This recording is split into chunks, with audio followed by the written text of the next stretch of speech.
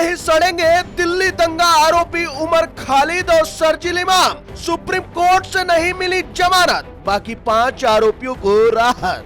जी हां, दिल्ली दंगों से जुड़े एक अहम मामले में सुप्रीम कोर्ट ने छात्र एक्टिविस्ट उमर खालिद और जेएनयू के पूर्व छात्र शर्जील इमाम को जमानत देने से इनकार कर दिया। इसके साथ ही शीर्ष अदालत ने इस केस में शामिल अन्य 5 आरोपियों को जमानत दे दी है। कोर्ट के इस फैसले को उमर खालिद और शर्जील इमाम के लिए बड़ा झटका माना जा रहा है, जो पिछले करीब 5 वर्षों से जेल में बंद हैं। अरविंद कुमार, जस्टिस एनवी अंजारिया की पीठ ने अपने फैसले में साफ किया कि सभी आरोपियों के मामलों को एक ही तराजू में नहीं तौला जा सकता।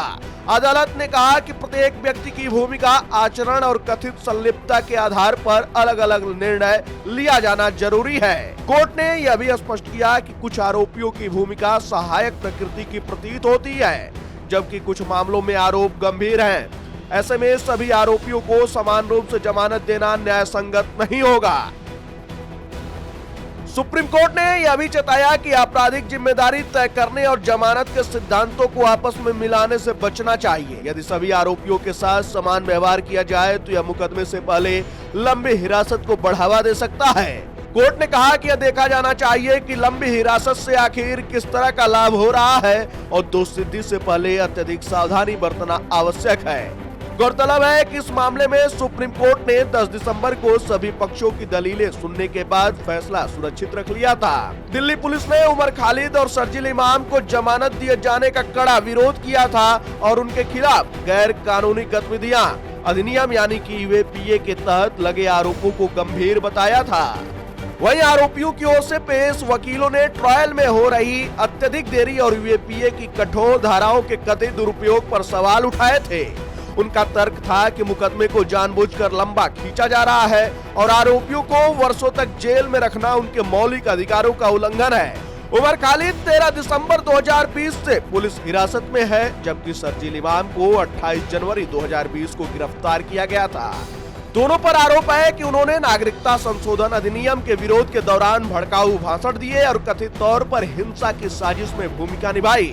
आरोपियों का कहना है कि अभियोजन पक्ष ने रणनीति के तहत एक कर गिरफ्तारियां की, जिससे ट्रायल शुरू होने में ही वर्षों लग गए। उनका यह भी दावा है कि उनके खिलाफ कोई ठोस सबूत नहीं है, फिर भी उन्हें लंबे समय से जेल में रखा गया है।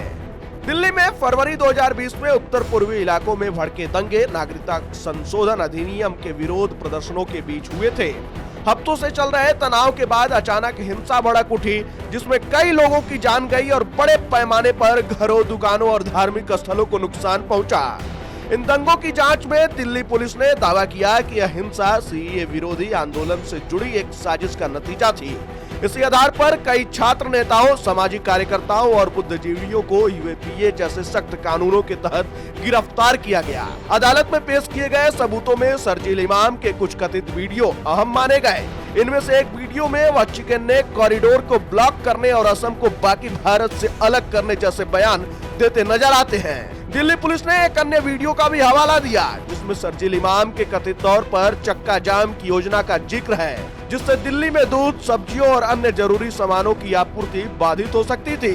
हालांकि शर्जील इमाम और उमर खालिद दोनों ने इन आरोपों को सिरे से खारिज किया और कहा है कि उनके बयान संदर्भ से काटकर पेश किए गए हैं। जहां एक और उमर खालिद और शर्जील इमाम को जमानत नहीं मिली, वहीं सुप्रीम कोर्ट ने इस केस में शामिल अन्य 5 आरोपियों को जमानत दी है।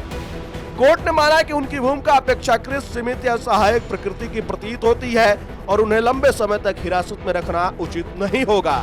यानी कि सुप्रीम कोर्ट के इस फैसले के बाद साफ है कि उमर खालिद और शर्जील इमाम को फिलहाल जेल में ही रहना होगा। हालांकि अन्य आरोपियों को मिली जमानत से यह भी संकेत मिला है कि अदालत प्रत्येक मामले को अलग नजरिए से देख रही है।